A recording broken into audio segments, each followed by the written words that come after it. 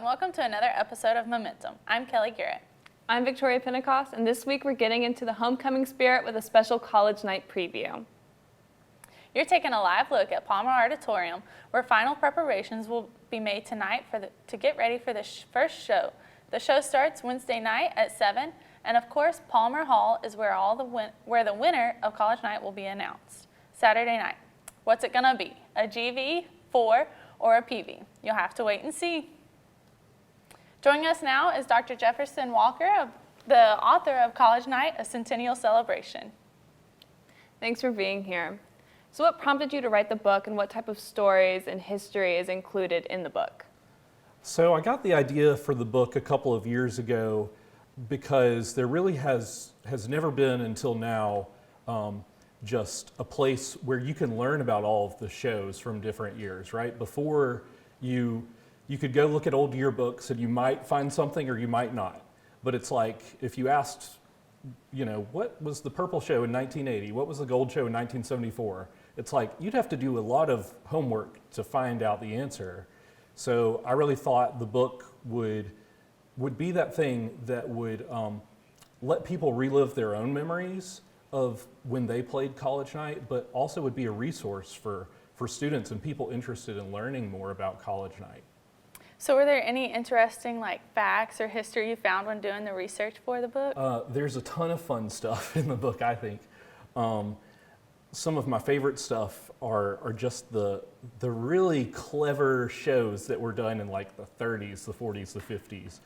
There were shows about talking vegetables and about, fantasy's a big theme throughout college night history, of course. So you had shows set in Oz and Neverland and Wonderland. And one year, both the Golds and the Purples did shows featuring Mickey and Minnie Mouse.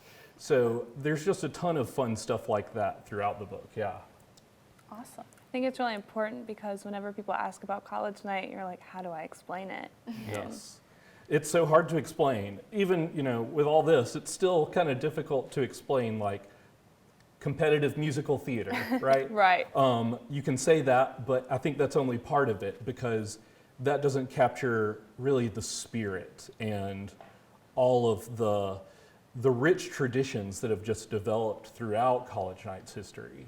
Mm-hmm. Especially with it being the longest homecoming tradition. Right. It's we needed this book, finally. Yes. And so, a lot of the questions I get are well, when did the mascots come into play? Or when did the side signs come into play? And, some of that, I was able to find out, but so much of the tradition just kind of developed slowly over the years.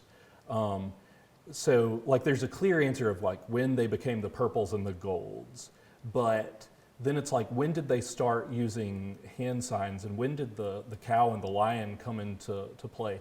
A lot of that stuff just happened kind of subtly and wasn't recorded in the Alabamian or in the montage at the time. And so it's kind of interesting just how much it's changed since it started.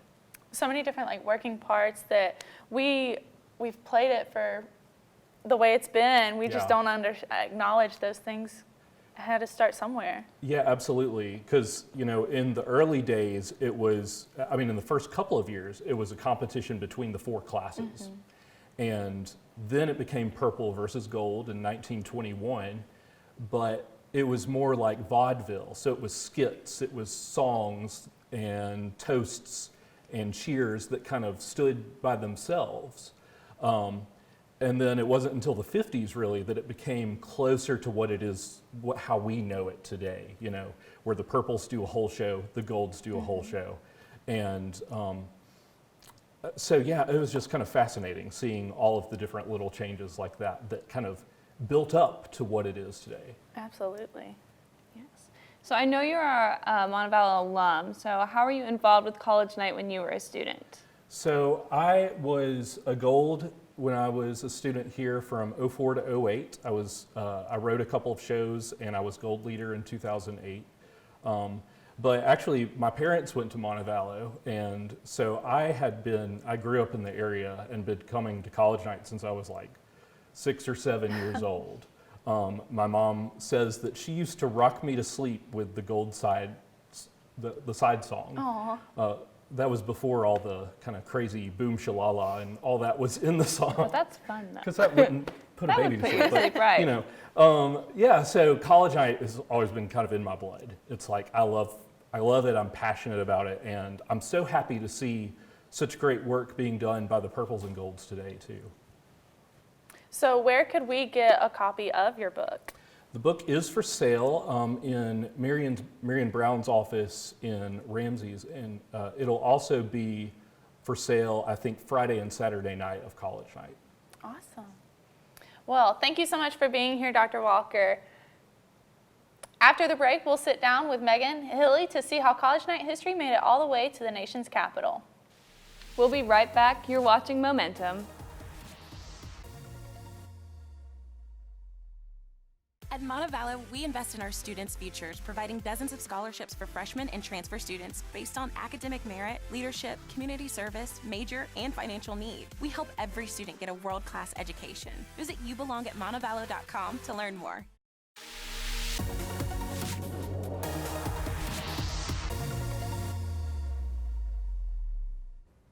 Welcome back to momentUM. We're here with Megan Hilly, who went to D.C. over Christmas break and had a pretty great time. Yes, hello. So, hey. So, what brought you to D.C.?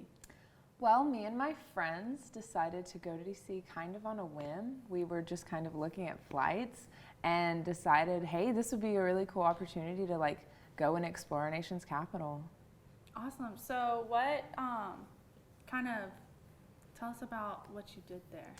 So we went to DC.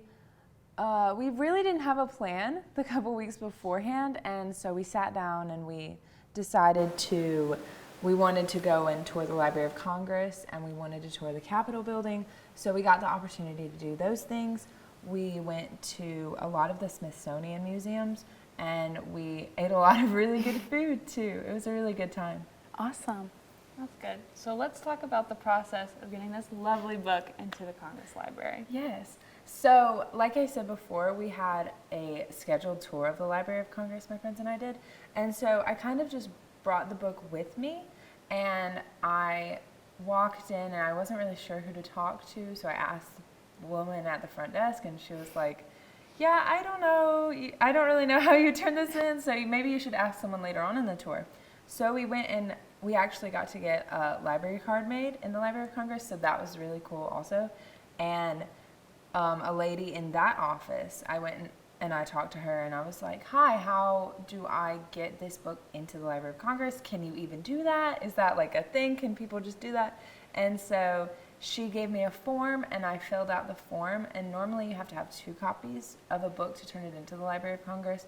But since this book was so rare, she said that 1 copy would suffice. So I got to fill out the form, turn it into the library. Awesome. So what was their kind of reaction? Do they have other college night stuff? So there's actually a college night archive in the Library of Congress, which my friends and I were going to look at, but we didn't get to. They didn't pull it out in time before we left to come back home. But I know that there is an archive in the Library of Congress, and so this got to go in there with it, and it's cool because it'll be there longer than I'm even alive, which is really special for the university. How does that feel personally for you? Like that's college night history. You took us from small town Alabama and like put us in the nation's capital.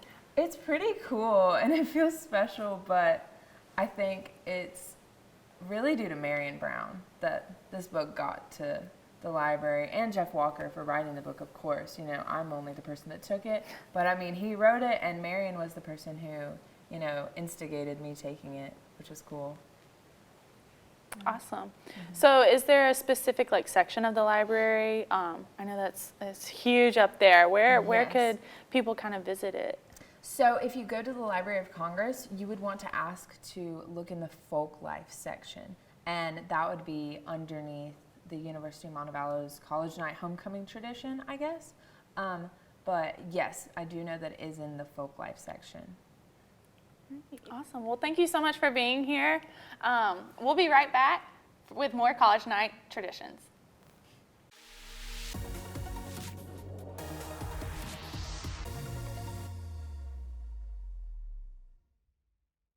Create your future as a social media manager, filmmaker, journalist, and so much more with a degree in communication studies and mass communication. Visit montevallo.edu/COFA for more information. You belong at Montevallo.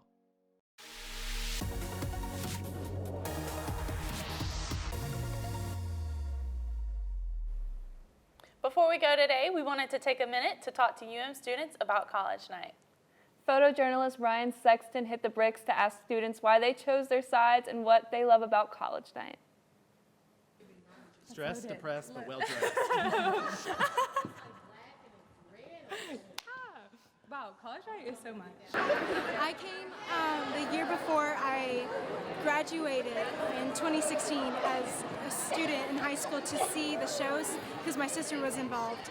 And I just saw the energy and the family that Purple Side had shown just by doing their cheers and just being together and having fun as a family. And I knew that I wanted to be a part of it. I love college night because who else has competitive theater? This is my first year really getting involved heavily with college night, but I've always had a lot of friends that were gold, and a lot of the things that they talked about, like with friendship and commitment to gold side resonated with me, and just how involved they were and the feeling of love that surrounded everyone that was always involved in that side. It kind of just drew me to that.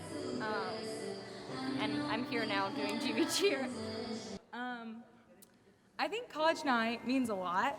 I think something that is really important while playing this game is to think of everybody that's played before you and how every year it's different.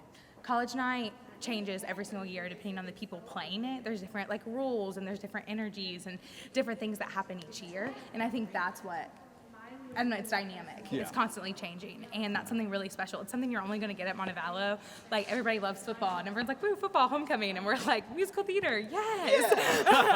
And it's awesome, and that's what it is. It's just about finding yourself. It's about being a part of something bigger than yourself, and it's about really just enjoying yourself and finding that, love that only college night can bring.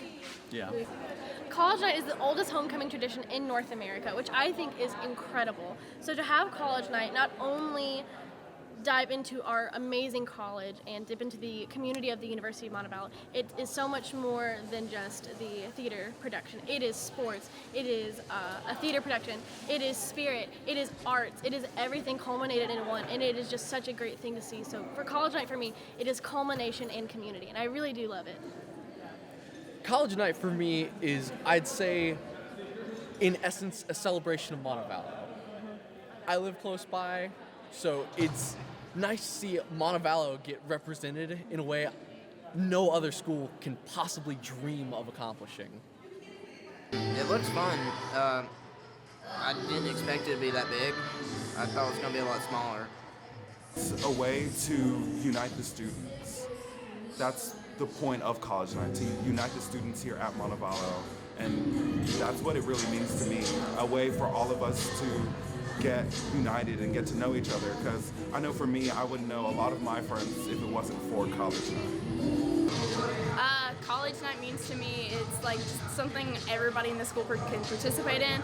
With me, even though I'm on gold side, I love watching Purple show. I have friends on Purple side. Like, I don't see the competition of it. I see like it's something the entire school can do. It's like this fun rivalry we can just have in between each other and have fun with. We don't have to like get competitive and get mean.